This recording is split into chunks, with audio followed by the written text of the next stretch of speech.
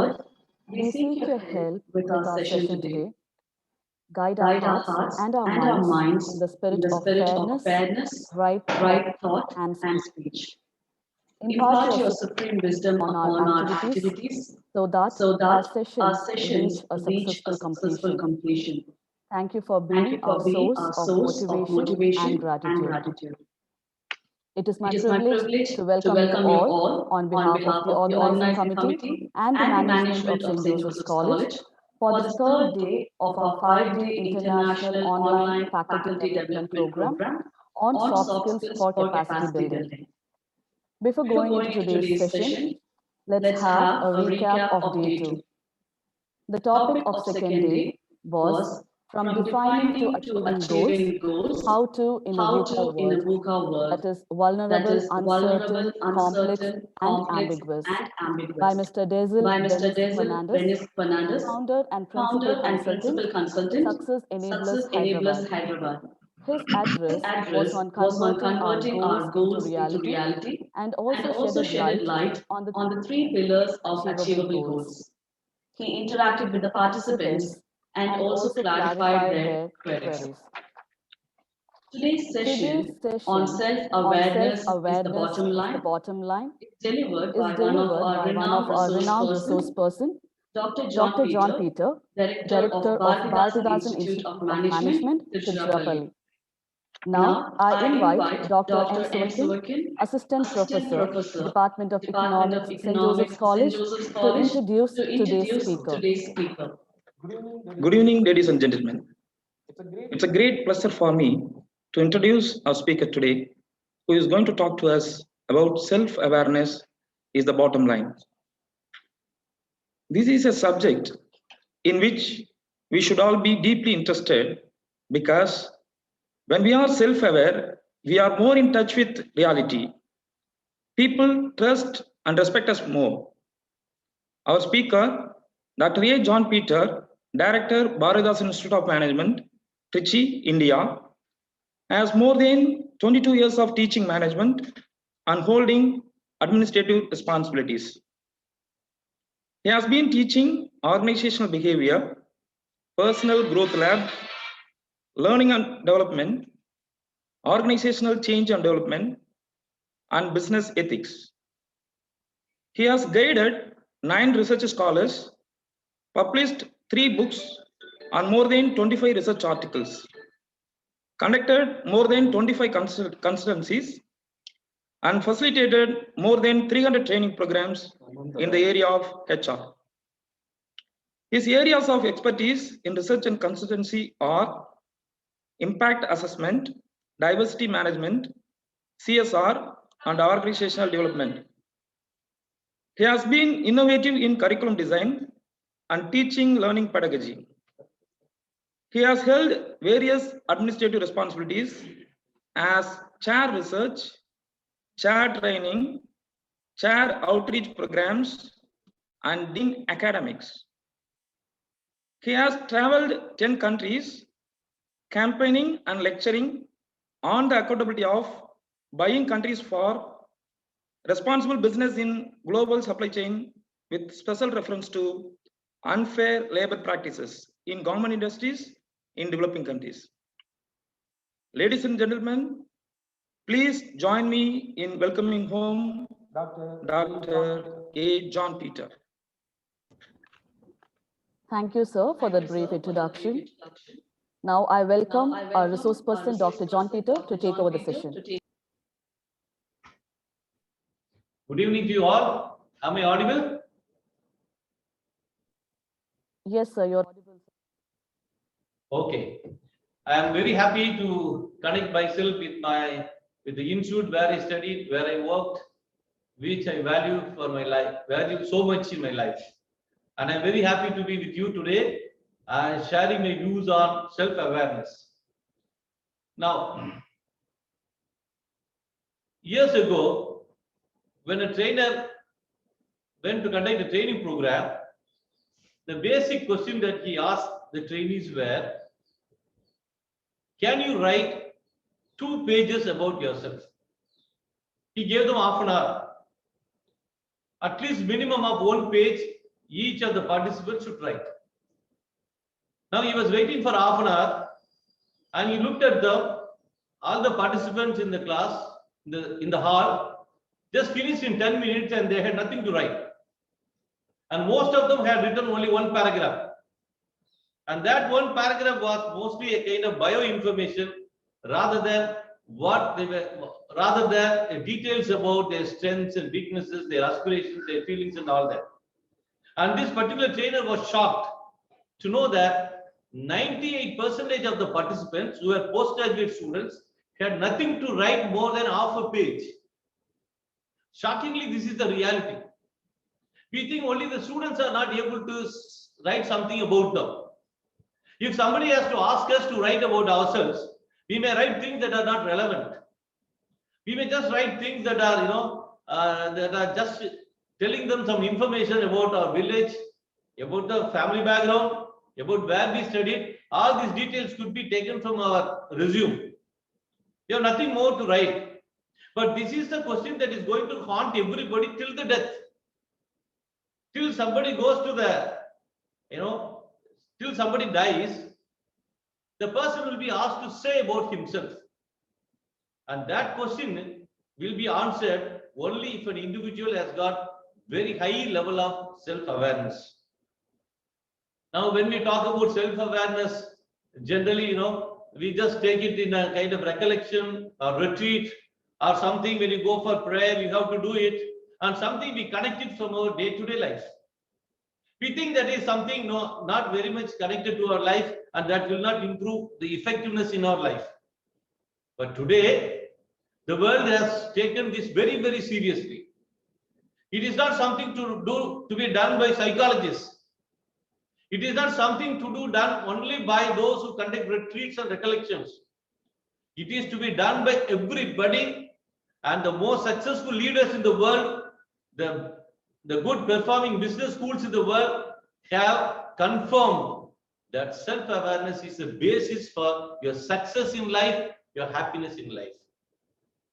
Be it a family life, be it an organizational life, be it your career in any domain, whatever it be, maybe a manager, maybe a politician, whoever it be, if you can't break down in any part of your life, if you can be consistently successful, if you can be driven by inside, the basic thing is that you need to have a kind of high level of self-awareness. This high level of self-awareness is very important, and it has become a buzzword in the management discipline. Many management experts talk about it. Business schools talk about it. Colleges talk about it. Universities talk about it, and schools talk about it. So I want you to travel with me to understand how various researchers highlight that self-awareness is the basis for happiness, success, productivity in your life. Without that, we are bound to fail. We are bound to experience inadequacy in our life. At the fag end of our life, after 40 years or 50 years, after earning so much of money, we will come back to the basic question: who am I? What do I want in my life? What is it that will make me happy in your life? And more so, today, so much is happening in the world. Every other day, things are changing fast. However, you run after the changes, still you will not be able to catch up with the changes in the world. So complex, so unpredictable. The technology is changing. What you have been holding very dear till today is going to change tremendously, and you will not be able to move towards a change. Then what is it that will make you happy? Are you going to consider yourself worthless in the world of changes that is happening? Or are you going to say, this is what I am, these are my strengths? Even to say, what are your strengths? You need to understand what is it that you mean by strength? What is it that you mean by competency? And what are the tools to dig out your competency? And how do I build your competency, your strength? And this is what we are going to see in this presentation. As we proceed, I would expect that you travel with me, you ask me questions, and I will be able to answer and interact in between. I also have a couple of exercises as a sample. We will do it as part of it. And I'm sure that you are going to enjoy it. I know it's a challenge because it looks like a one-way communication. I may not know how far you are involved in this whole process, but I am sure that you are so much dedicated. You have come with a purpose, and you will be gainfully engaged in this conversation that we are going to have.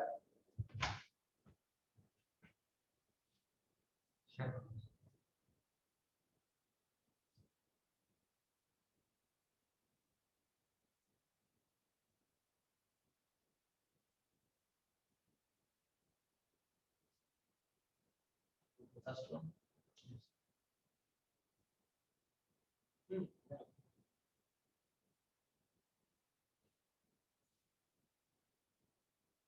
So, as I said, Socrates has beautifully said, the unexamined life is not worth living. Dogs don't examine their life. Bulls don't examine their life. But only human beings can examine their life. But paradoxically, the very species that is capable of examining its life has no time to examine life. You are running like a mill. You are running like a dog. You know, the dog is very busy throughout the day, and it has no time to take rest. And similarly, our life is full of activities. Even when there are no activities, we are occupied with mobile phone or media, and we don't have time to examine our life. So thousands of years back, the great philosopher Socrates has told us that the unexamined life is not worth living. And therefore, we are called to examine our life. So I told you the first thing about what a trainer asked in a college to students. The second one, you just see, what are the questions that are asked in any placement interview? I've been working in business schools, and in my own business schools, I am a placement chair, directly in charge of placement of the students. But who are all the students who are selected for job? Even the companies who are driven by commercial values don't look for the candidates who have got ready-made skills to come and occupy the position and to do the job, but they are looking for a person who is conscious of his identity, his or her identity. So they are looking for a person who is very focused about his future and is aware of the aspirations of the future. So these are the things that really make somebody to win in a placement.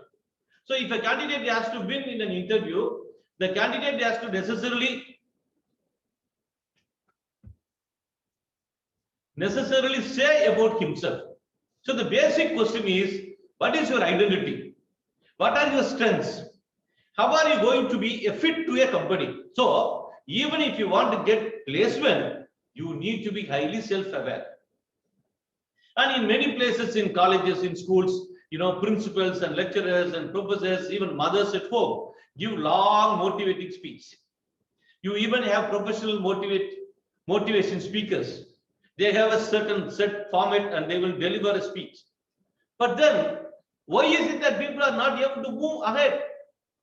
In spite of tremendous motivating talks, why is it that you believe that the students are not studying? Why is it that the students are not able to perform well in an examination? Why is it that the students are not able to ask questions in the classroom? Why? You are motivating. No, motivators don't help. Rather, you need to make them aware of what their strength is. So what is it that they lack?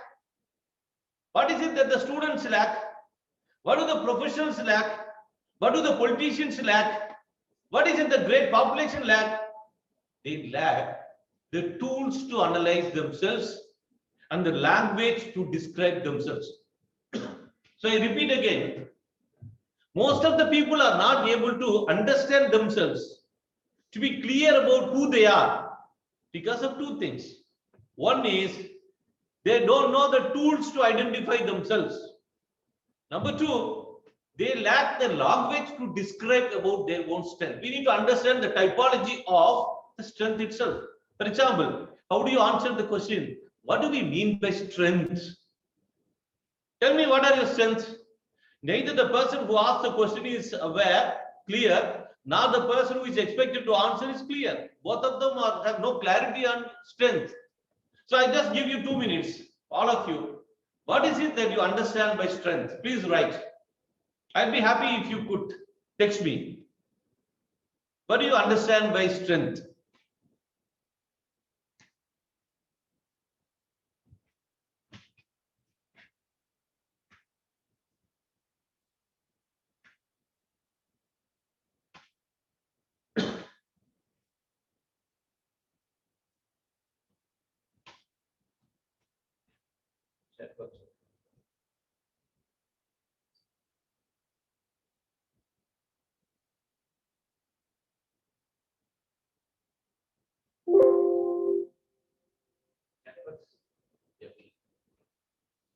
So I just expect you to type, what is it that you explain by strength? Ability to overcome, something that motivates you to work positively, inner ability. Yes, I'll be happy if you could come on with what exactly you think. My talents, qualities, and abilities. Yes. Tolerance that lifts our lifestyle. Patience, adjustable person. Now, all that you are trying to say are part and parcel of strength. But can you describe the word itself? What you are trying to give is an example of qualities, consistent performance. Yes, consistent performance is related. Effectiveness. Okay, now, again, though there is a kind of varied explanation given to the word strength, the students by and large don't understand what they mean by strength. And that's why when a trainer asks the students to write about their strength, they were clueless. They're clueless. All that they have been doing is, storing the information and reproducing the exams. They did not have a course like a personal growth lab, which would have actually helped them to identify their strength and be very clear about it and evolve in terms of their strength and have a deliberate learning. Now, this strength identification and deliberate learning did not happen because they have no idea about what it is. So, we need to, if people understand what their strength is, they will understand what is it that is really pushing them. That is known as push factor. So if a student has to pursue his career, if a professor has to pursue his career, if a manager has to pursue her career, now what is it that is pushing me? I know what is pulling me. I want to be top of the position. I want to reach to the top. I want to be the prime minister of this country. I want to be a CEO of a multinational corporation. I want to head an organization which can fight for the rights of the people. That can be your push factor, pull factor. But then, if you want to reach the pull factor, then you need to identify the push factor. What is the push? The push is that is in you. The power within you. That has to push you. Now, ironically, people are very clear about what they want in their life, but they don't know what they have that will take them to what they want. So there is a big gap. They are not even able to measure the range of gap because they do not know about what they are. So that is why we are very keenly trying to understand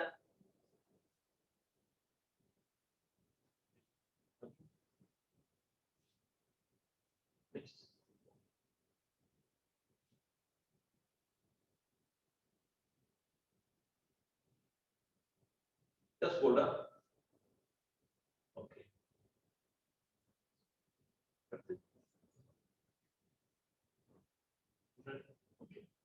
So, self-awareness is a basic tool for self-management. If people have to manage themselves, all of the skills can be developed only if a person has mastered his self-knowledge. Now, Stephen Covey, in his book, 7 Habits of Highly Effective People, says that self-awareness and self-management is basics for even interpersonal relationship. If a man has to be very successful in his relationship with his wife, the basic skill that he has to have is self-awareness rather than accusing the other. The person who is not good in self-awareness, what will he do? He will naturally not be able to empathize with the other. He will going on blaming the other. And similarly, if a woman is not able to have a very strong sense of self-awareness, she will be the whole time blaming the other partner and not empathizing with the partner. And therefore, self-awareness is a basic tool. And in all emotional intelligence, that's what we say. Now, let us see what does the research say. We are not just talking about in the air. So we will see. So if you go to Stanford, so the Stanford rates self-awareness as one of the pillars of managerial capabilities that predict managerial effectiveness and leadership success.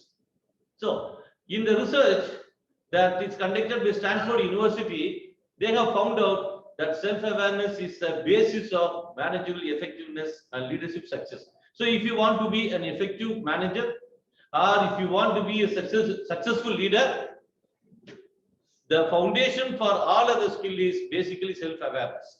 So if you don't have, you cannot have. So this is what the research says.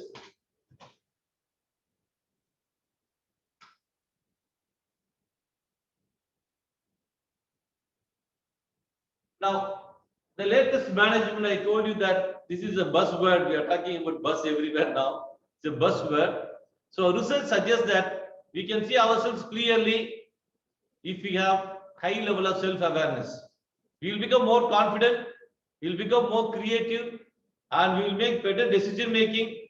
We will be able to communicate more effectively and build stronger relationship. We are less likely to lie, cheat, and steal. And in effect, we will be very successful if we are very good in self-awareness. And that's why many business schools try to focus on self-awareness. And that is the foundation of all of the soft skills that are seen as very important in business schools today.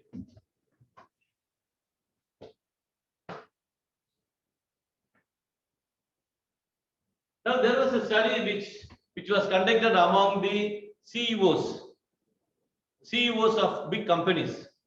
So it says that self-awareness is the biggest predictor of a CEO success. It's not only middle-level managers.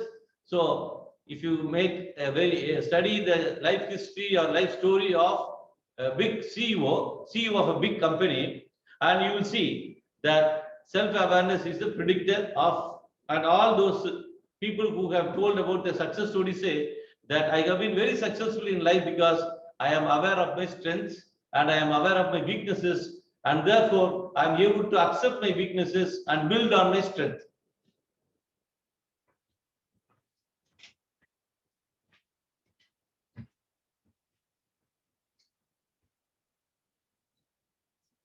And there is another study which shows that self-awareness has been cited as the most important capability for leaders to develop according to the authors of How to Become a Better Leader, which was published by MIT Sloan Management Review. So again, that strengthens our view that self-awareness is a basis.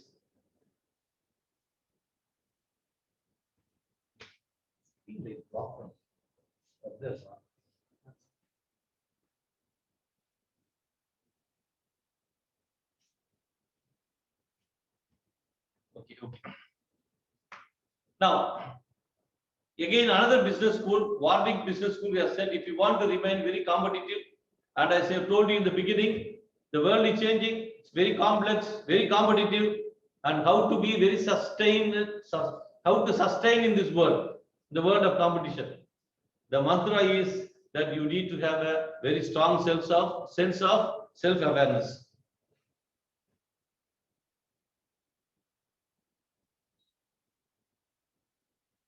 Moving.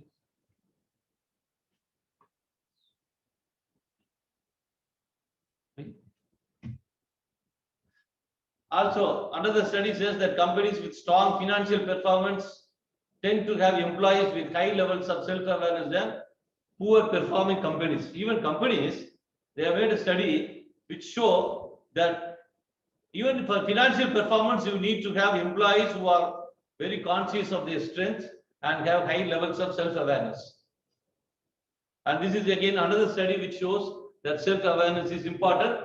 And we have any number of researches done on this to highlight the importance of self-awareness, and people have begun to appreciate, and that's why it has become there to stay in the curriculum.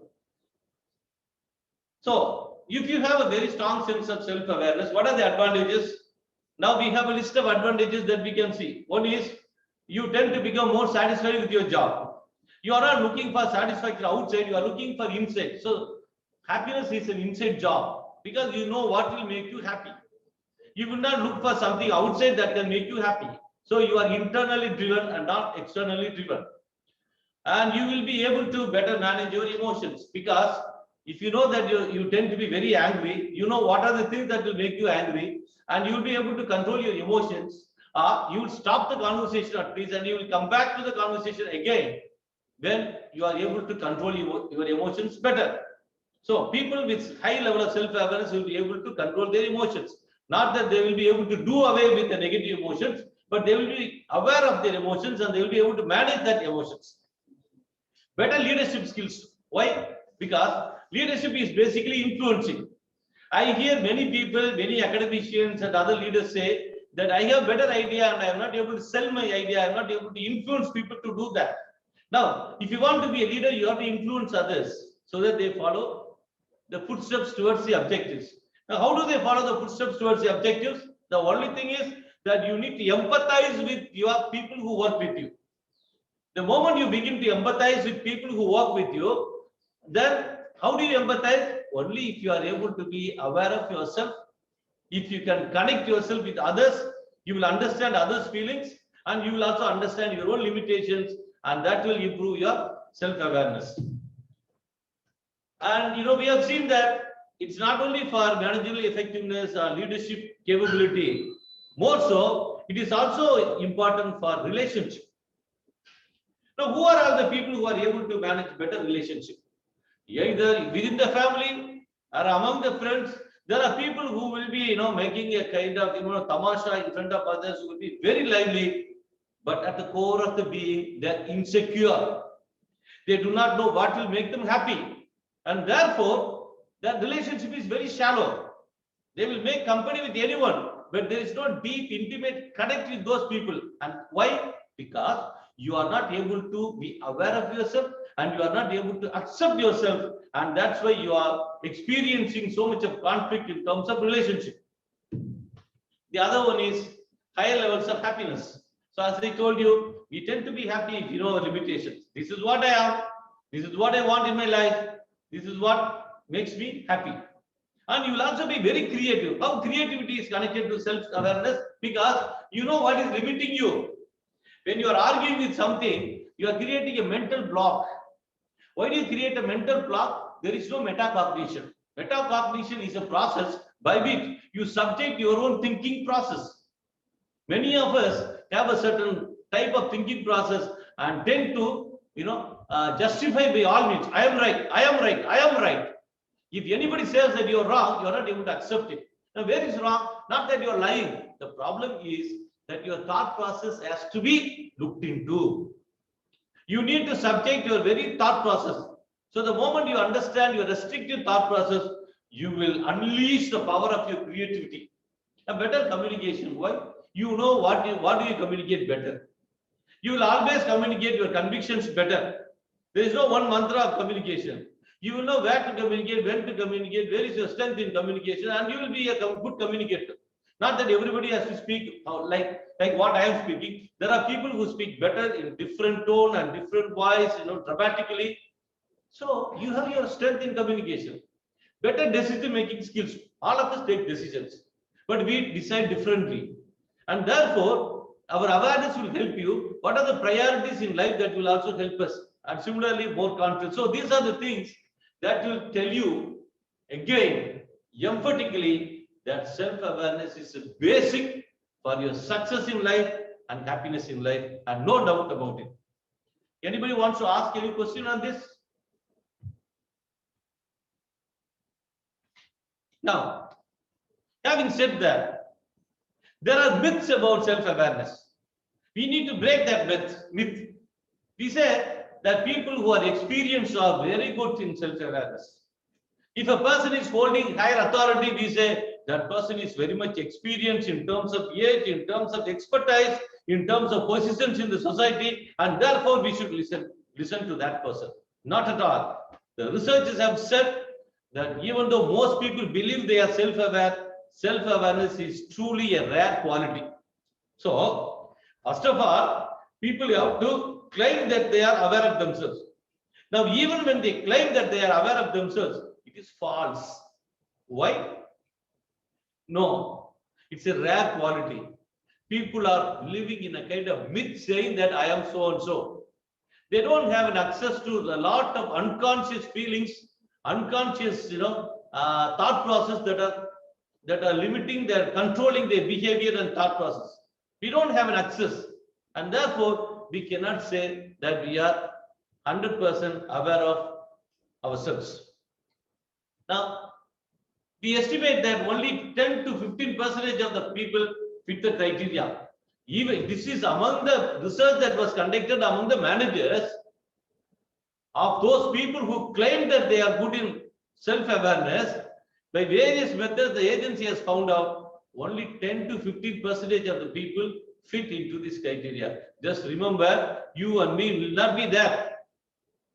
But we are talking about the students must be strong in self-awareness. So there is a lot to learn, lot of myths to be broken, and we need to move to another level. Now, many people say that introspection, people who are very introspective, people who are very silent, people who are very meditative are very strong in self-awareness. Not at all. Many of the people who are introspective, who are silent, who are meditative, also live in a myth that they understand themselves better. They do not have access to many of the unconscious thoughts, feelings, and motives we are searching for. And therefore, there are traps. Every individual has got certain level of trap within which we feel that we are conscious. We need to overcome this trap to become truly self-aware. And Adam Grant puts it, when it comes to yourself, you are the most biased judge of all. So it's like you distribute a questionnaire to the students or faculty anywhere. Are you a good teacher? Everybody will say, yes, I am a good teacher. Are you a good listener? Yes, I am a good listener. Did you write your exam well? Yes, I write your exam. Then why did you get 4 marks? The teacher has failed me. Are you happy? No. Why?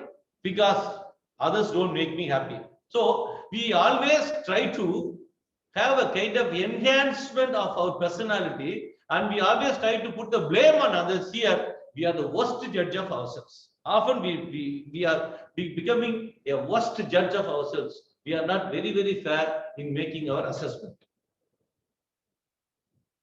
Now we said experiential power. People do not always learn from the experience. You will say that an 80-year-old man or 70-year-old man, because of his age, he has got better self-awareness. No, not at all, not necessary. And the research shows your age is not a predictor of your self-awareness. Even youngsters can be better aware of themselves. It is an intense practice by which you become self-aware. Expertise does not help people to root out false information, because you may be an expert in astrology, you may be an expert in technology, you may be expert in teaching, but whatever it be, that is not a predictor of claiming that you are highly self-aware.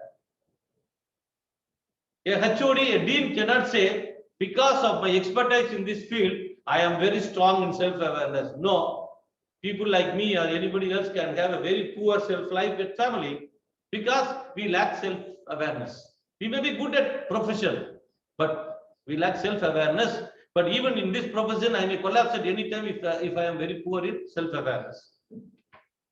So seeing ourselves as highly experienced can keep us seeking disconfirming evidence. And why is it that people in higher positions are least self-aware? Because of the positions, they will not look for any information from the subordinates that they don't like. So if you have a dean, if you have a HOD, if your professors want to say something, that he may not feel happy, they will not tell because he doesn't encourage. And that's why your position is actually a restrictions to have a better self-awareness. Unless you break the barrier, you will not have a better self-awareness. And the experience can lead to a false sense of confidence about our performance. I am a dad. I tell you, you listen to me. How many children I have seen, how many children I have grown up, and therefore I have better experience, and therefore listen to me. No, gone are those days. Age, expertise, position, all these are not predictors of higher level of self-awareness. These are all the myths that we need to break. Now, we say power is a hindrance to self-awareness. People who hold powerful positions in organizations, in society, I'm sure that most of us are enjoying a powerful positions in the educational institutions. And therefore, more the power the leader holds, the more likely they overestimate their skills and abilities. Because of your position, whatever you say is accepted. And you begin to reinforce whatever you say is right. And therefore, that works against your self-awareness. So we need to, more or less, people who are in powerful positions, are the teacher telling the student, you don't know about yourself. The student shouts back, sir, you don't know about yourself. Wrong. But he cannot say that because because I have a position. But he will go and tell others, and I have no access to that information. Therefore, power is a hindrance to self-awareness, and the moment we are aware of it, we will break that hindrance and become more self-aware and seek feedback. And therefore, higher level leaders overvalue their skills. People who are in higher level, as I told you, any example of a political party or an organization or anything can be, so they overvalue their skills. They claim to have a very strong sense of skills.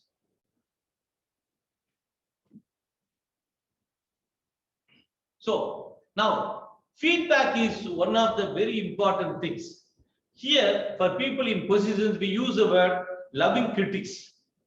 All of us need to have loving critics. That's a key word that you will see in this text.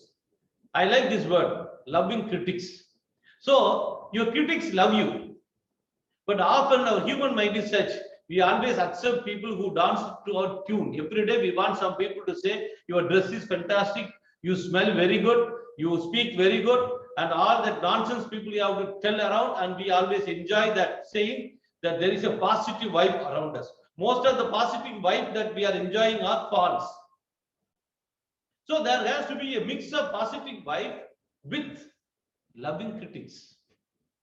No, we don't have to have cynics. Cynics are the people, they will always put you down. They don't want you to grow. But critics are the people who always want to see you growing, but they will be ruthless in terms of their criticism. So that's one of the ways to ensure that we have a very strong sense of self-awareness. Now, having seen that, self-awareness has been seen as very important.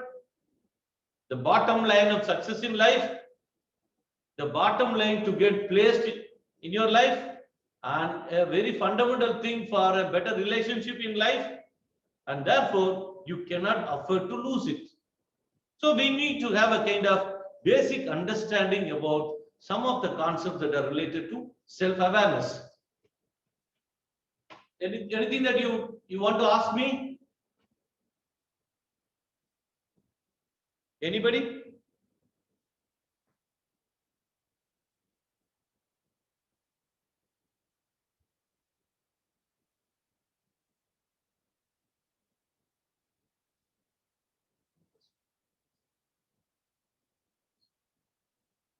Switch on the slides.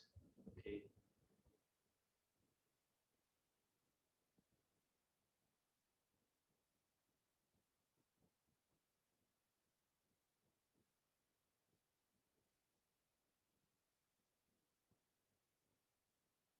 Okay, as we proceed, you may touch the questions that you may have.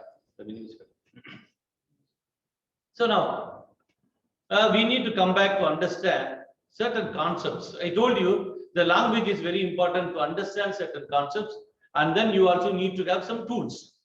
Now, what is self-concept? Now, self-concept is your belief about yourself and evaluation. What is it that you think about yourself? What is the judgment that you make yourself? So Excuse me, all sir. concepts. There are some queries in the chat, sir. Okay. Can you the chat open?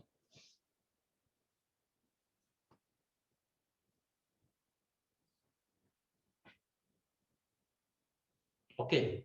Can you share about self-aware leaders, sir? Say, I think one of the leaders who is very much talked about today is, Periyar. There are many people who talk about change in society. Many people who talk about change in society, but they change their colors. They change their views. They are not consistent. For example, a guy who starts his career in Congress party will go to, BJP party, and the another day he will go to another party. All that he needs is money. He is not aware of what he is really looking for. But a person like Periyar was very consistent, very convinced, was aware of his limitations and aware of his strengths. Until the end of his life, he was very, very, very, very successful in what he wanted to do in the society. So that's one of the best examples. You can have Gandhi. These are the people who were highly self-aware and they were aware of their strengths and weaknesses. And if you go to corporate life, we can take like Ratan Tata. It becomes extremely simple because he's aware of what can make him happy. He's not gloating in terms of the public image that he has, or the support he has got, the wealth that he has got. More than that, he is sure of what will make him happy. So there are any number of examples where people will be profound in their life and will be able to come out of their limitations. These are some of the examples you can come out very things. People who are very consistent and people who have been very strong, people who are found to be very happy, and people who have established good relationship with others are said to be very, very strong in self-awareness.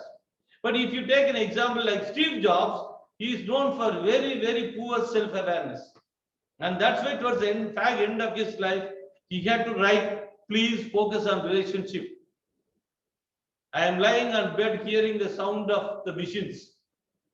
So he was very successful entrepreneur, but then somehow down the line, he missed the mark. He was not very much known for his self-awareness. There are some people who were not good in self-awareness, but later they turned to self-awareness and become very, very successful and happy individuals. So now when you talk about self-awareness, there is complexity. For example, one day I showed interest in, another day I showed interest in talking in front of others. On the other day I showed interest in dancing. On the other day I was very calm, but I was provoked on the other day. So there is so much of complexity of my personality, and therefore where do I draw a line? So this is the characteristic. We do have complexity. Now I need to read between the line, which means read between my life events and then try to understand some consistency. Yesterday I was timid and I've been experiencing timidness in my life and I'm trying to overcome. I am known for hard work, and whatever be the situation where I am working, I am very hard-working person. I am very passionate in whatever I do. Come to teaching. You give me about 200 students. I'll be very passionate. I'll be just dancing with them. I'll be enjoying talking to them. That's a consistency.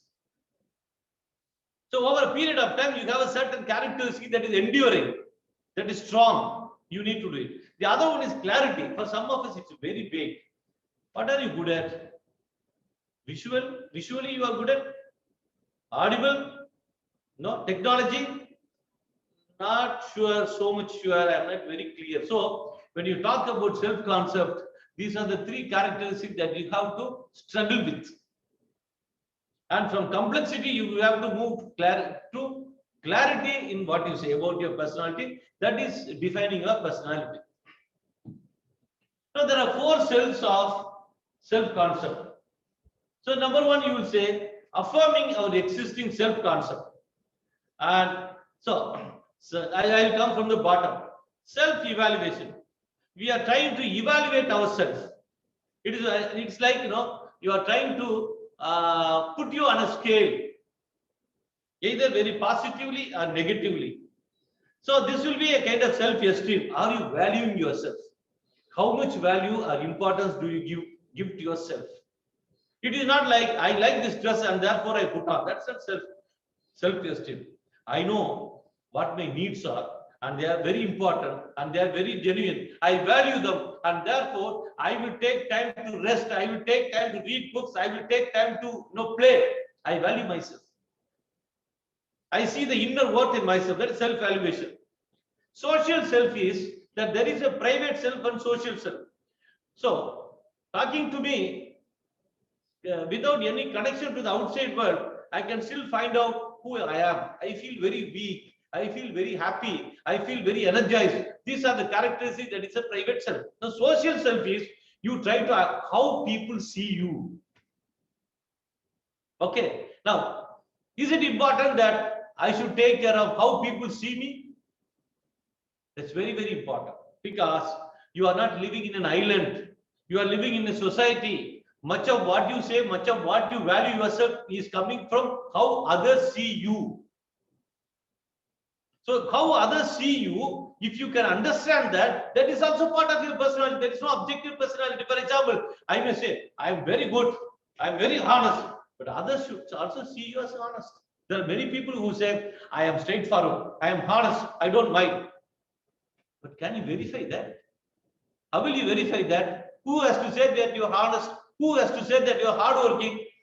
There are some people who cry and say, how much work I have done in my life. How do people know? And this fellow will be imagining he is the only person who is working in this world. Now, it is others who will be able to say whether I am really hardworking in comparison to others, because many others also will be hardworking. I claim to be very beautiful. Yes, I am very beautiful. I dress smart and people look at me. But you should also see what other people may see me very funny. And therefore, as a social human being, I have a private self. I also have a public self. And the public self has a greater impact on my personality and what opportunities they will give back to me. And therefore, I need to give so much importance to feedback in terms of self-awareness. Then what is self-enhancement? See, many people try to promote and protect our positive self-view. So we always try to say, I am good, I am very intelligent, I do this. So we are trying to put up, it is also known as a kind of self-affirmation in psychology, self-affirmation. We want to build up a kind of very unrealistic positive picture. That is known as self-enhancement. Now, self-verification is, I feel that I am good. And every time I want to say, I am good, no. I say I'm beautiful. Then every time I go, am I beautiful? How is my dress? We go around and ask people, is my dress okay? Have I dressed properly? Have I groomed my hair properly? Did I speak very well? So we want a kind of self-verification throughout. So self-enhancement is we are bloating our image. Self-verification is we have a doubt and we try to verify whether what I'm thinking about myself is right or wrong. We go around people and say, is it right? Is it right? Suppose you have a weight loss program.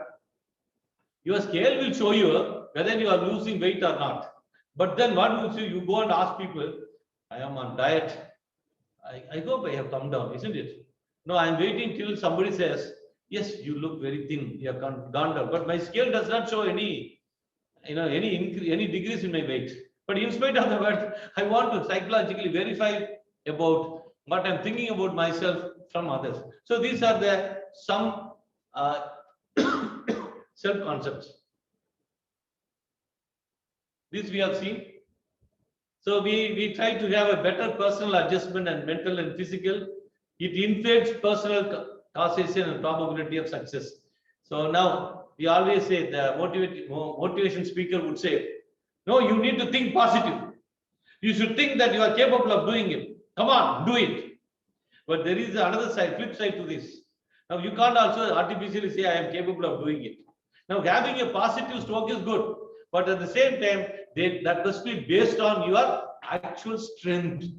For example, you say, I can cross the river, I will cross the river. But then you should have already trained yourself, practice yourself to swim. So your capability must match with your positive thinking about yourself. So if there is a mismatch, you are going to lose that. So self-verification we have seen, self-evaluation, the social self. Now, as I told you, there are two categories of self-awareness. One is internal self-awareness, the other one is external self-awareness. Internal self-awareness is that you come to terms with your own self, you understand your values, you understand your passions, you understand your aspirations, and you see whether you are able to fit with your environment. So it is associated with your relationship, your social control and happiness. Now with regard to external self-awareness, the same thing, what other people view you. Do they see you as passionate? Do they see you as a person with aspirations? Do they understand your interest and strength? So this is what both should match. If you think that you are a lovable person, people also said that you are a lovable person, because what I think should be matched by my behavior.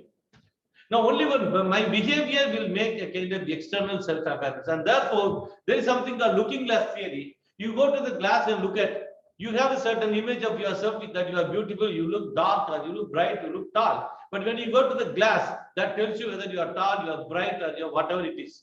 And similarly, the people is a looking glass. So they look at you, they deal with you, and they will tell you.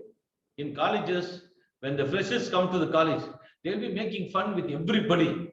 As the day progresses, they become, a kind of ghetto-minded, watertight compartments, small groups accusing each other and claiming that they are right, the others are not right. Now, what is happening is they don't open up themselves into external self-awareness. There is no channel of communication which comes from other group about how they behave. There is no channel of communication from this group to another group to say how they behave. So external self-awareness is equally important, and we need to do that.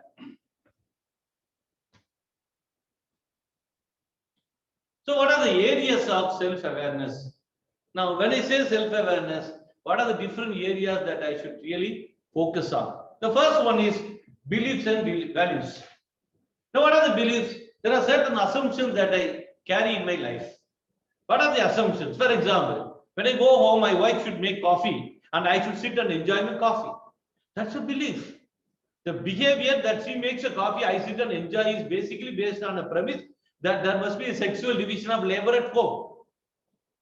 Now, you may justify it is not happening now. No. But that is an assumption that works. For example, if there is a boy and a girl at home, the girl is asked to wash the vessel, the boy is asked to go for shopping. Why does it happen? You may say that society is not safe. No. More than that, whether the society is safe or not, your belief system is your controlling, and you need to come out with what are the basic beliefs about God, about relationship, about gender, about caste, about society, about structure, all those things. What are your basic beliefs? You need to know it. Values are something that you value in your life, priorities in your life, feelings and emotions, you know that. So because they are controlling the personality, and most of the time we don't undertake any tools of analysis of feelings and emotions. Dominant intelligence, that is one thing that's very important. See, for example, in a classroom, we tend to categorize the students into good performers, average performers, and poor performers. That is idiotic way of classifying the students. There are nobody who can be said to be intelligent. There is nobody who can be said to be less intelligent. Nothing. Everybody is intelligent. Now, you need to conduct a tool. You need to give them an opportunity to express their dominant intelligence. Everybody is intelligent. And therefore, the self-awareness should also come out with, where are you strong? In what area is your dominant intelligence? For example, I'll be talking to you emphatically, but the same way, if you give me some mathematics, I will not be able to do it well. That's not my intelligence, and this is my intelligence. So you need to know where we are very strong. The knowledge and skills. What am I good at? And knowledge is a collection of information that you have. What is it that you know more? Do you know about plants? Do you know about animals? Or do you know about cookeries? Or do you know about aesthetics? What are the things that you know? That's knowledge, collection of information. But skill is your ability to do it. What is it that you can do it? Can you swim? I know about swim, but can you swim? I know about cooking. Can you cook? I know about study. Can you study? So in our education system, we don't impart skills very much, and we need to impart so much. Then habits and behavior. Habits are the thing that you do automatically. Your whole life is automated into your system. And what are the things that you do automatically? If you do anything that's automatic, good, that will make you very effective in your life. That will ensure that you have a good, healthy life. That will ensure that you are very successful in life. That will ensure that you are productive at home. Then self-esteem is the attitude that you have about yourself. How much do you value? And the attitude is basically the judgment that you make about the world, the purpose, the drives, the motives. What is the purpose in your life? What is it that actually motivating you? What does give you energy? When you get up from the bed in the morning, what is it that gives you energy? So these are the large areas under which you must be able to write. So I just give you about 5 minutes. Now you are expected to write at least 2-3 things under each of this category. You can also give to your students. What are your basic beliefs and values in life? What are your dominant feelings in your personality? What is your dominant intelligence? What are you good at in terms of knowledge and skills? Which area? What are your habits that make you a successful personality? What is the opinion about yourself? What is the basic attitude about other people, judgment that you make? What are the purposes, drives, and motives? So I give you about 5 minutes, and it's 6:25. Okay. So you take till 6:30, and then you'll be able to write against each of these. Once you have completed, please let me know.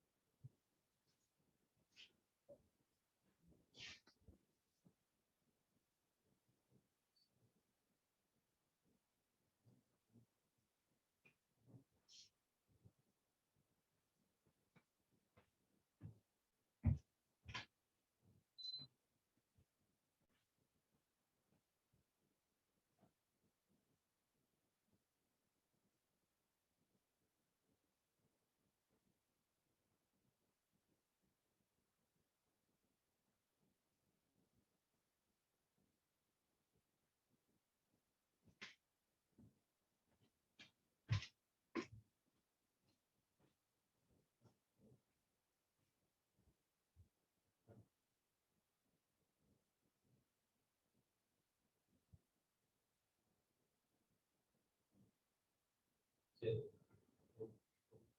Okay. Okay.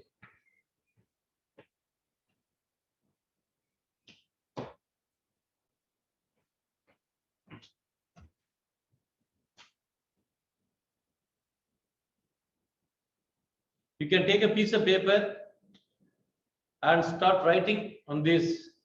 If at all you have to conduct a very strong session for the students, and you just can give you a kind of, self-awareness is a very, very vast area. I will also give you a list of tools that are available online. You can go into it. But simply put, they can also do this exercise. Now they may ask you questions about what madam, what do you understand by beliefs, what do you understand by values. Then you have to explain to them, and they will be able to write. This is the preliminary exercise they can do very briefly and shortly, and that will make them to start the journey of self-awareness.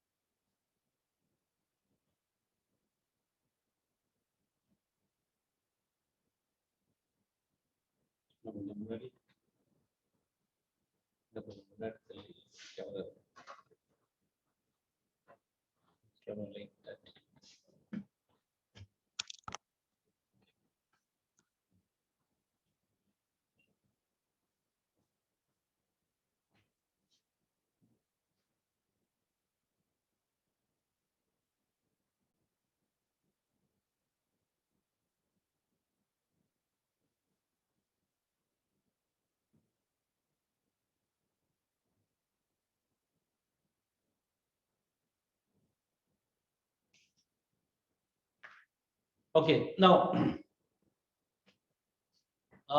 to identify a strength, to become aware of oneself, there are different ways by which you can do it. There are psychometric tests available online. So you can, many of you will be aware of that. So you can, depending upon the time you have, depending upon the size of the audience that you are dealing with, you can pick up that psychometric test. The psychometric test that you can actually take up is the Big Five. Big Five. So Big Five is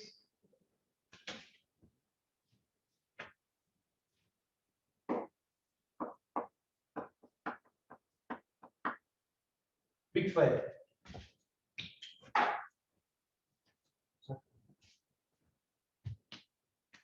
Okay.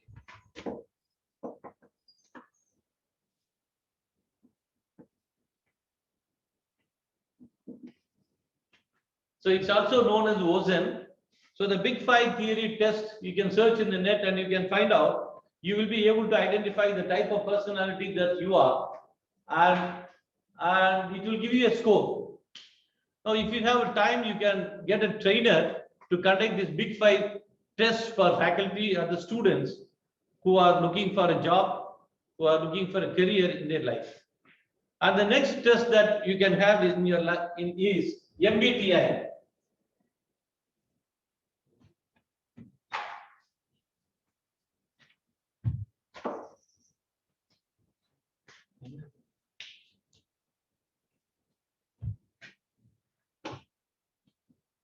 MBTI. Okay. Now, this is the two basic instruments. These are two basic instruments that are very much used by companies even for selection process. So, for the college students, you can already conduct the basic two questionnaire that will help them to understand the personality types that they are. Apart from these two, you have any number of instruments available to identify their level of self-esteem, to identify their values, to identify their attitudes, to identify their emotions. So for all these things, you have instruments available online. And therefore, you can train yourself in these instruments, and you can also experiment or explain to the students. And similarly, for students who join the colleges, the first thing that you need to teach them is what is their dominant intelligence. Now, accordingly, they will choose their assignment. Accordingly, they will choose their courses. Accordingly, they will choose extracurricular activities or co-curricular activities, whatever it be. And therefore, you need to even administer an instrument on identifying that intelligence that is known as multiple intelligence test, MI test, multiple intelligence test.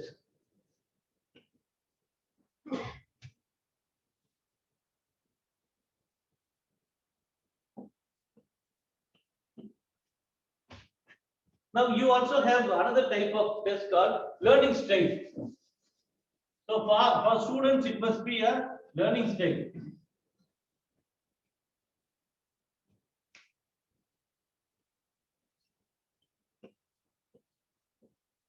So the learning style questionnaire will tell them in what circumstances they will learn better. Are they visual learners? Are they audible learners? Or what type of learners they are? You also have an instrument in terms of Joe Holland career orientation, career anchor. So any number of instruments are available depending upon the specific area of self-discovery. And therefore, you need to use these instruments to have a better self-awareness. You can use it for yourself, train yourself, practice yourself, and then you can experiment to your friends and then take it to a larger audience. That's important. We don't have a time to do that kind of instruments right now. So that is one thing, is a kind of attitudinal scale that you will be experimenting, you will be doing in order to have a better self-discovery. For example, one of the instruments that's very good for interpersonal relationship is FIRO-B and FIRO-M. FIRO-B, FIRO-B and FIRO-F. FIRO-B, FIRO-F. And this is a very good instrument. You also, personality factor. So there are any type number of instruments available. At least 2 or 3 you need to master it, and so that the students will be able to identify themselves. Now, apart from this, there is another type of tool, that is Strength Finder. That tool is known as Strength Finder.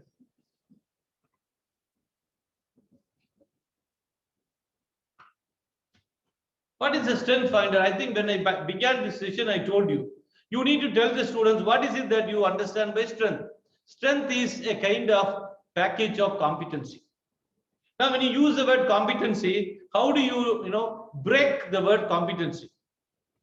You need to make it very, very simple, because self-awareness looks very simple, but very, very elusive.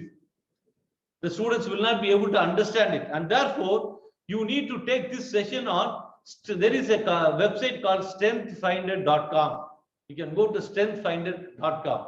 There is an interesting book, Now Discover Your Strength. The title of the book is Now Discover Your Strength, written by Marcus Buckingham. Marcus. So you can note on M-A-R-C-U-S, Marcus. Now this book says, what is it that you understand by your strength? He gives you 3 criteria to understand your strength. Strength is a word which is also related to competency.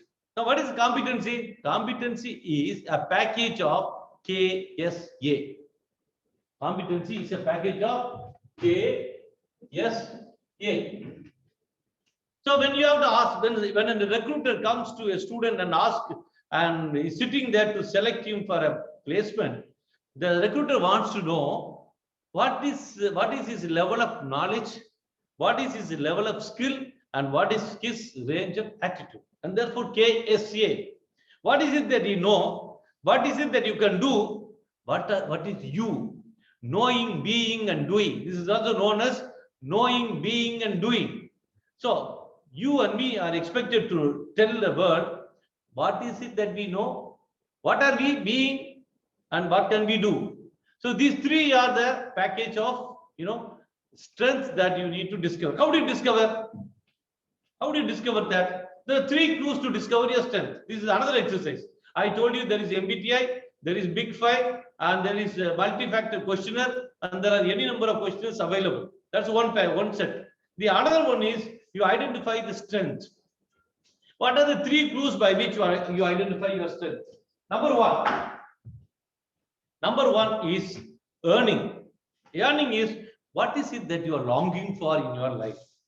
What is it that you do on your own without anybody asking you? No homework, no schedules, no class time, but without anything you are automatically doing. Are you drawing? Are you dancing? Are you reading? What is it that you do? So anything that you do naturally becomes earning. That's the first clue to find your strength. Now, what is the second clue? The second clue is that is a kind of, rapid learning. What is it that you learn very fast? So the first one is earning. I hope you are able to find out. And second one is rapid learning.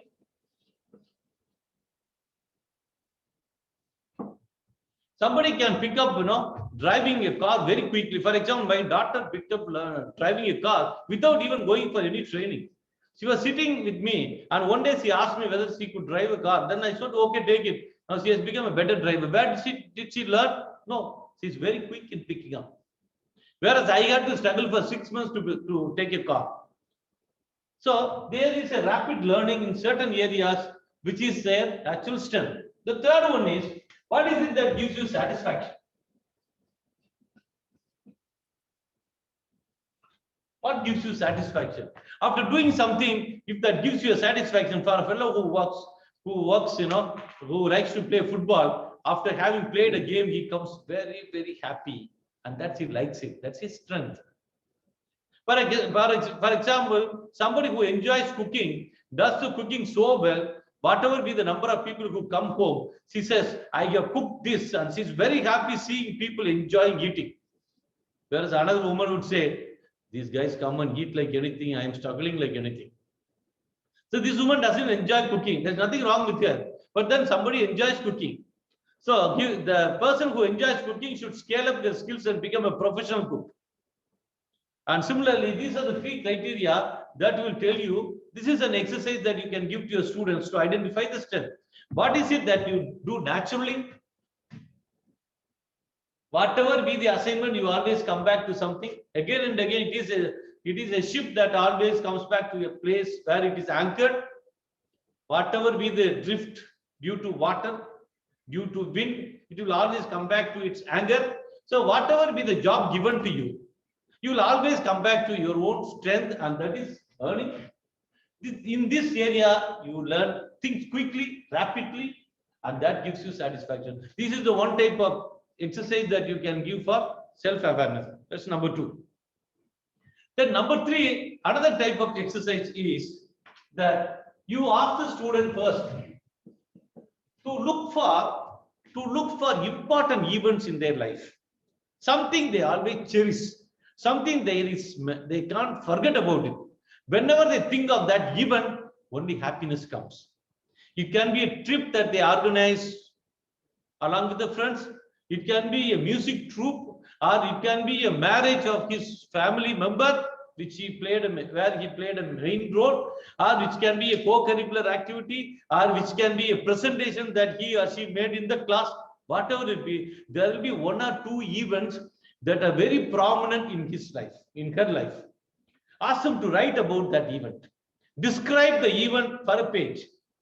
Now, once you have described that event, now you have to take, why is it important to you? What is it that gives you happiness? What are the skills that came up in this event? What is it that you were appreciated for? That's a question that you have to reflect on the event. Now, again, you have to look for similar event in your life elsewhere. So don't confine yourself to academics. The moment you confine yourself to academics, you will not be able to find, you are blocking your mind. And therefore, open up your mind and look for an event that made you happy, that made your life very meaningful, and look for your characteristics in those events, 2 or 3 events, and describe about it. That is a revelation that you have about your personality. The reverse way of doing it is that, what is it that people say about you? What are the key words that people talk about you? And what are the key words that you can describe about you? Write about those words and look for an event in your life which will testify this very characteristic of you. So this is the third type of exercise you can have, and there are many other type of way by which you can become. For example, you need to turn into your senses. Often every day you need to spend some time, and you need to be a deliberate learner, and you need to know your goal. Why is it that you like the goal? That will give you some light on about your personality.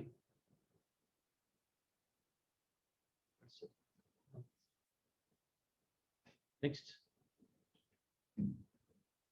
So an impartial and objective attitude towards your life is a primary virtue.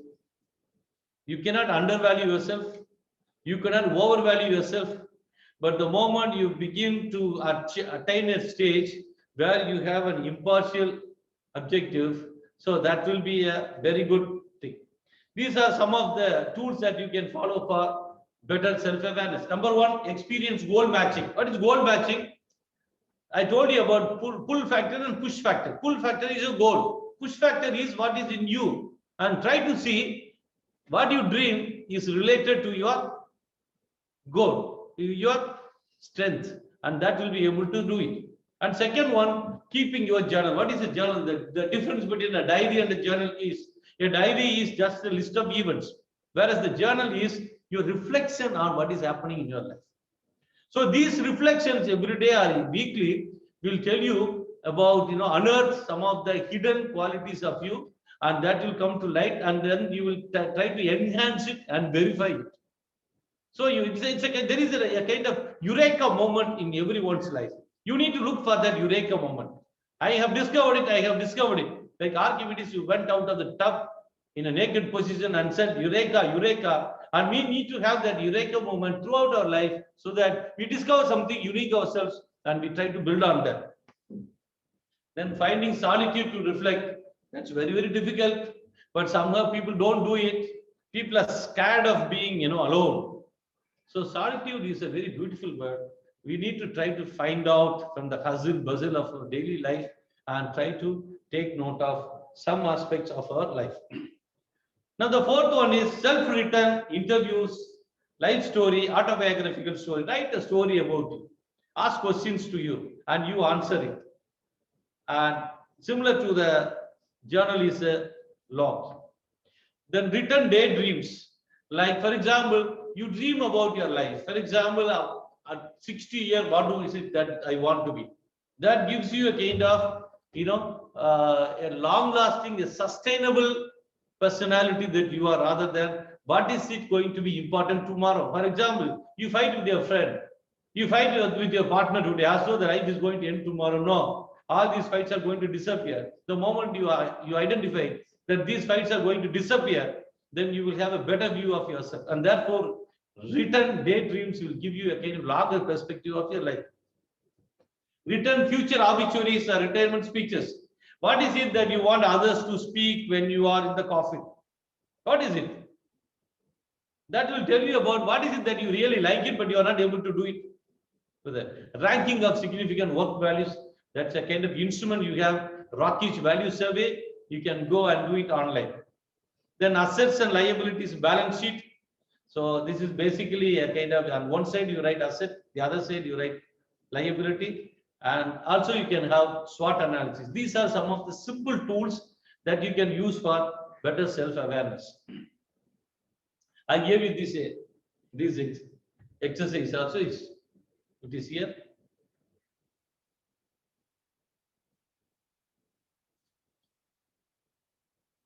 So I'm looking out for your queries to answer. Knowing yourself is the beginning of all wisdom, Aristotle. We started with Socrates, and we are coming to the close of the presentation with Aristotle. So we try to say that self-awareness is seen as very, very important for successful career, for effectiveness in managerial position, or to be an effective leader, or to be happy. And then we try to understand what are the different concepts related to self-awareness. And we also have said it is not easy to do self-awareness. So it's difficult. Many people who claim to have self-awareness don't have, or they have a false self-awareness. And we have listed a number of approaches and tools to have a better self-awareness. And I am sure that you will undergo these tools. You will take up these tools online. They are all available online. I am waiting for your queries, your doubts, your sharing, your enlightening.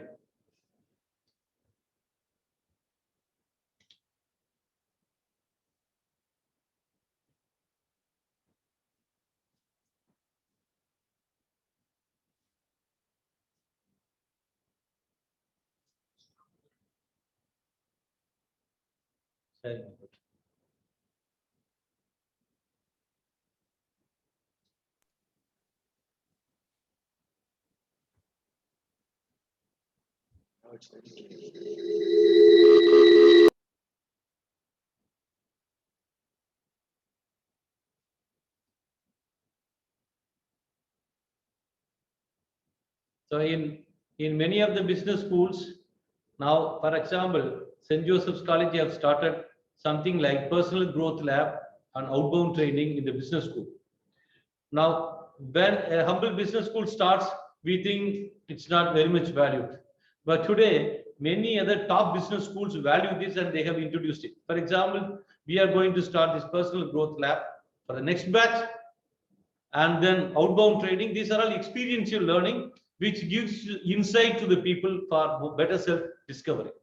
So more and more educational institutions are going to introduce such courses, which will help them to for better self-discovery. And once they discover themselves, they will be able to follow their goal and have a kind of self-development plan, personal development plan.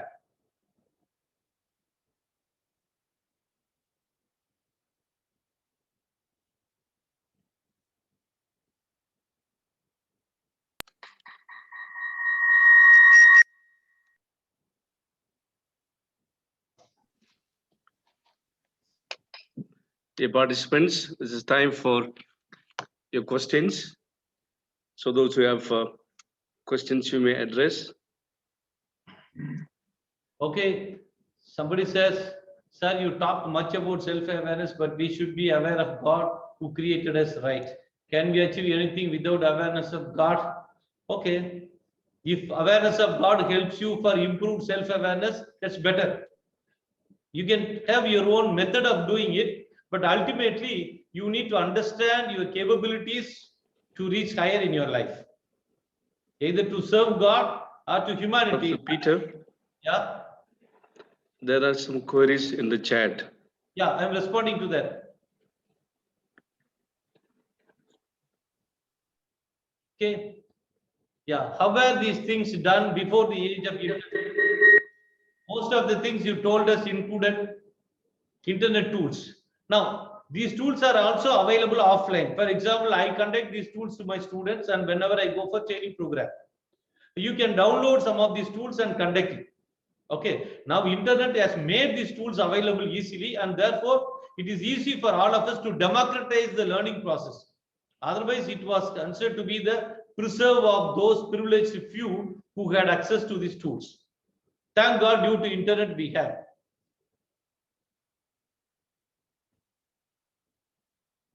Yeah, self-awareness is a lifelong process. Yes, but we need to start somewhere systematically. So once you start systematically clarifying many of the myths that are built around self-awareness, you do it progressively and effectively.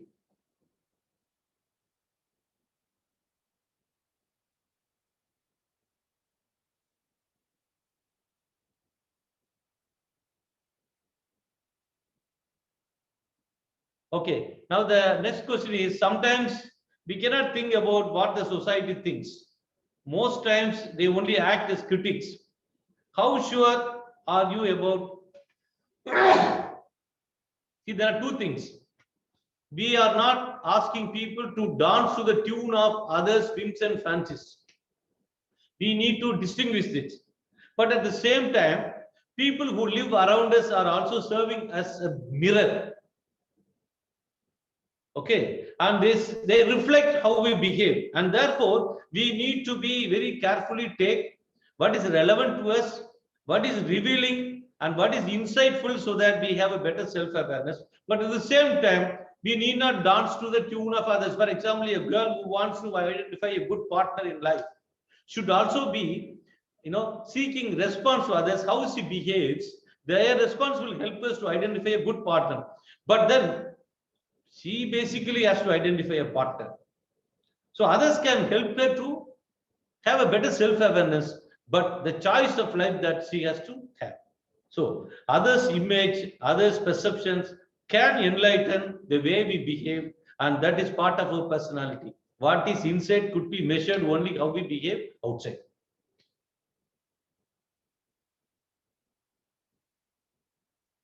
Meditation can help us. Yes, surely.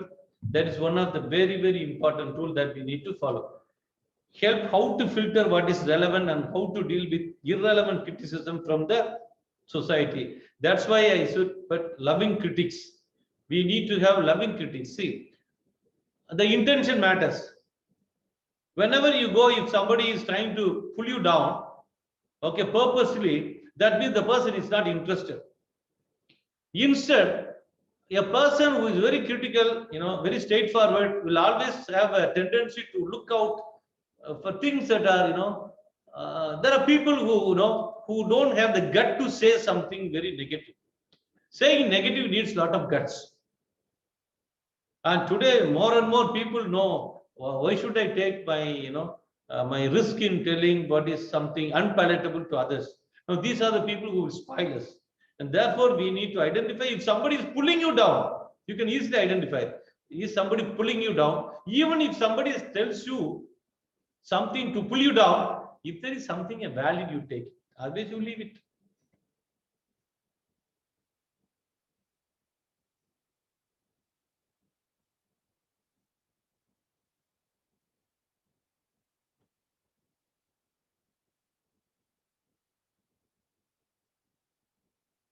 Yeah. I agree with you. It is hard to say negative things, but from our point of view, however others say, that's why we say in self-discovery, we have two questions. Actually, I was about to speak on that. You have raised this question. When somebody tells you negative, what question will you ask? Is it why or what? You can type it to your critics. Some of you give you feedback. Will you ask a question why or what? Okay. Somebody said why, somebody said what, somebody said why. Why, what, why? Now, if you ask question why, you will not actually expand your level of self-awareness, because you are trying to attribute reason for the person who raises a negative remark. But if you ask you what, you are trying to understand that point and try to change yourself. So research shows a person who is naturally tuned to ask why is trying to negate what is said. If a person asks naturally what, he is trying to understand that criticism and take good part of it. For example, if you are criticizing the government, if somebody says, why does this fellow criticize? The hidden agenda of that response is to find out who is saying that is he anti-government. Now they will easily brand. Why is branded? Why does he say that? Who is saying that? Now, what is he saying it? Is there any valid point in what he says that will really bring out some truth? And therefore, we need to give, we need to ask the question what rather than why. But naturally, we are tend to close our mind and defend ourselves. There is a defense mechanism in each of us. And therefore, whenever some people say negative things, we always, our mind always is too quick to defend ourselves. So in our effort to defend, we ask why. And therefore, if your deans or HOD or the principal gives you feedback, your immediate response should be, what? Can you explain that? I would like to understand that. If you ask such question, you are opening up your mind to ask for feedback. If you say, why do you say so? I think there is some hidden agenda to say that you are already negating it. And therefore, you need to ask this question, what is said? Try to understand rather than why is it said. So that's how you will distinguish between what's a good criticism or bad criticism. The list of tools I will type and send to you. Once the session is over, either today or tomorrow, I will send to the list of tools. You can also get a copy of my book, which is available in Amazon, Self-Development and Professional Excellence. That book,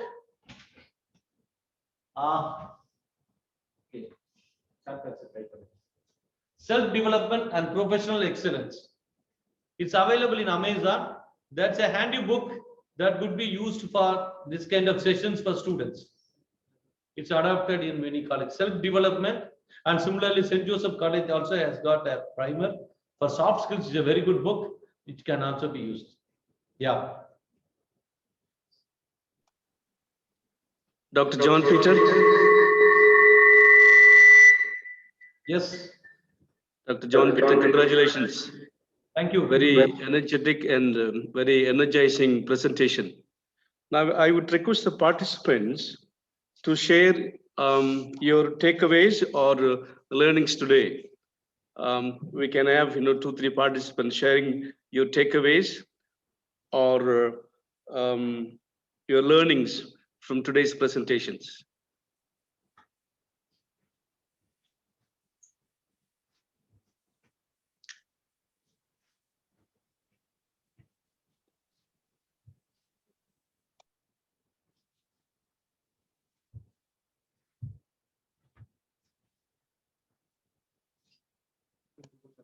Okay, 2 people have raised their hands.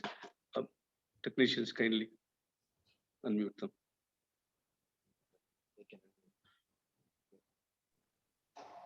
Participants, those who have raised your hands, kindly unmute and you can have your Good share. evening.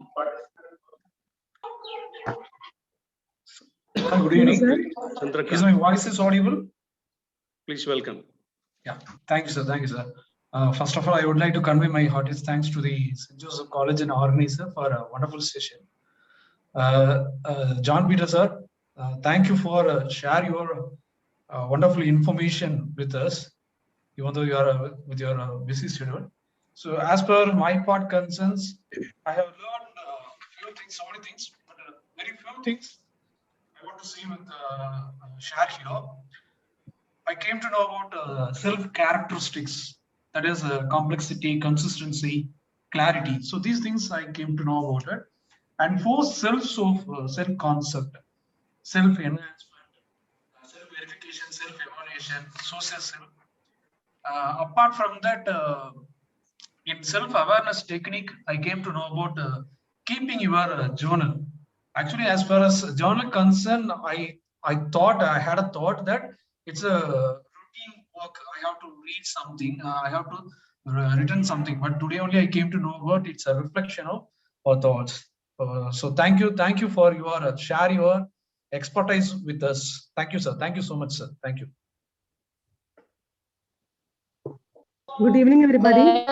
Thank you so much, sir. Hello, sir. Am I audible? Yes. Truly, Dr. John Peters' session had been a treasure trove of insights and awareness. Hitherto, I was not at all looking into myself. I am okay kind of a mindset. Dr. John Peters' session had been an eye-opener. And I got so many points to ponder upon and reflect on my own life, to look within and to conduct a self-awareness analysis. I am very sure that this will definitely help me in becoming an effective teacher. Thank you, John Peterson, and thank you, Team JAS.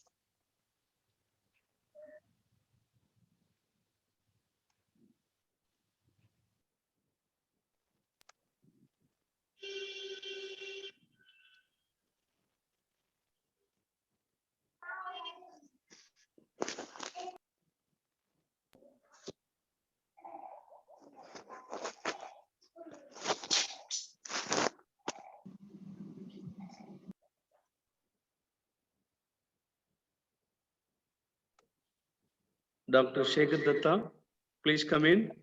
Yeah, good evening, sir. I am from St. Xavier's College, Kindly unmute your Dumka. mic and you may speak. Yes, good evening, sir. Am I audible? Yes, sir, you are audible. Okay, so good evening to everyone. I am from St. Xavier's College, Dumka, that is in Jharkhand. So, very enriching session. I heartily thank our speaker and the entire organizers. So, yes, very enriching session and very new thing that I learned today, that experience and expertise can be sometimes misleading. So that is something very interesting for today, that often we consider that experience and expertise can lead us to very strong conclusions. But today's our honorable speaker gave a very, very new point on that. So that was very, very, I mean, my chief key takeaway from this today's session. So thank you very much.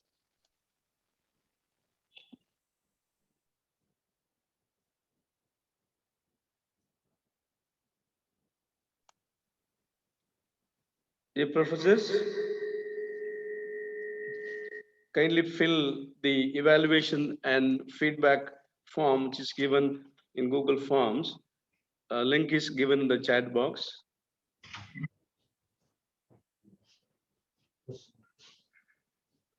I request all the participants to come on the videos for a screenshot with the resource person.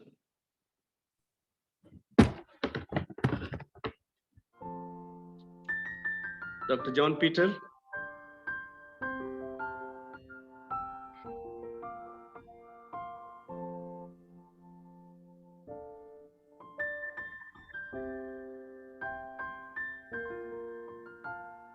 First frame.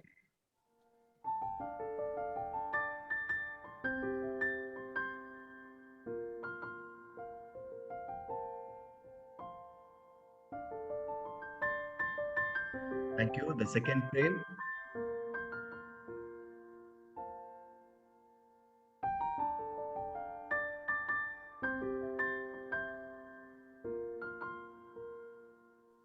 Thank you. The third frame.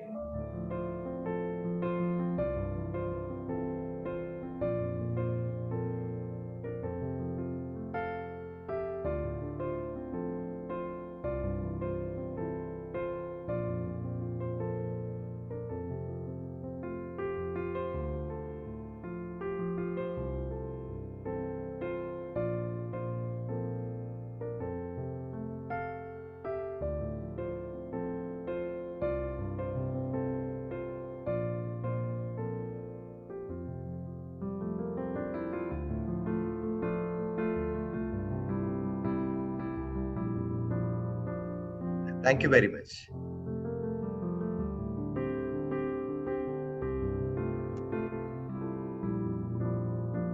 Dear participants,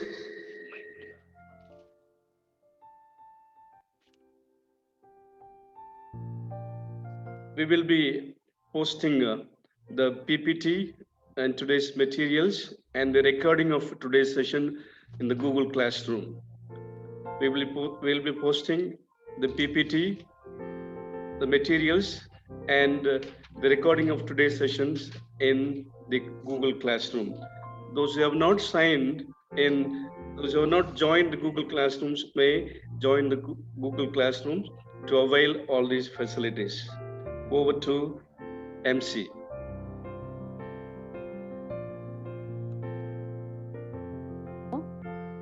Dear participants, we have come to the end of today's session. I'm sure you all had an enriching experience. My deepest gratitude to the resource person, the participants, and the organizing committee for making their day a success. We will meet again tomorrow for the session on harnessing the power of focus towards facing an exciting yet combative digital future by Mr. Andrew Bryan, Personal Transformation Coach, Malaysia. We'll meet you all tomorrow again. Thank you, one and all.